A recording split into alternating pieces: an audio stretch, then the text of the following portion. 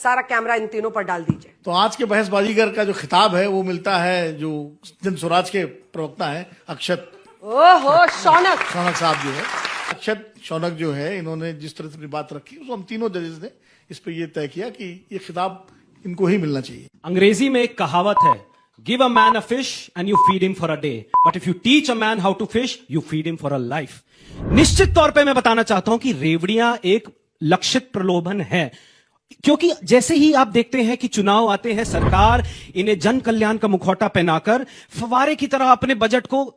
जनता पे न्यौछावर करना शुरू कर देते हैं। बट एक बात जो इसमें वो भूल जाते हैं कि अगर आप चंद पैसे देकर किसी की समस्या को छोटे समय के लिए सॉल्व कर रहे हैं तो आप उस व्यक्ति को आत्मनिर्भर बना रहे हैं। आप इसको आत्मनिर्भर नहीं बना रहे, माफ कीजिएगा, आप उसे अपने आप पर निर्भर कर रहे हैं, सरकार पर निर्भर कर रहे हैं। और बिहार जैसा राज्य जहां पर 4,600 करोड़ रुपए का ऑलरेडी एक कर्ज है, उस राज्य में आप वर्ल्ड बैंक से 20,000 करोड़ लेकर महिला सशक्तिकरण के नाम पर चुनावी डेडलाइन अनाउंस होने से पहले 10,000 रुपए महिलाओं को बांट देते हैं। जिस राज्य में महिलाएं 50% से ज्यादा अशिक्षित हैं, 2 करोड़ से ज्यादा रात को एक रोटी खाए बिना सो रही हैं, जहां विद्यालयों में बच्चियों के लिए शौचालय की सुविधा नहीं है, 1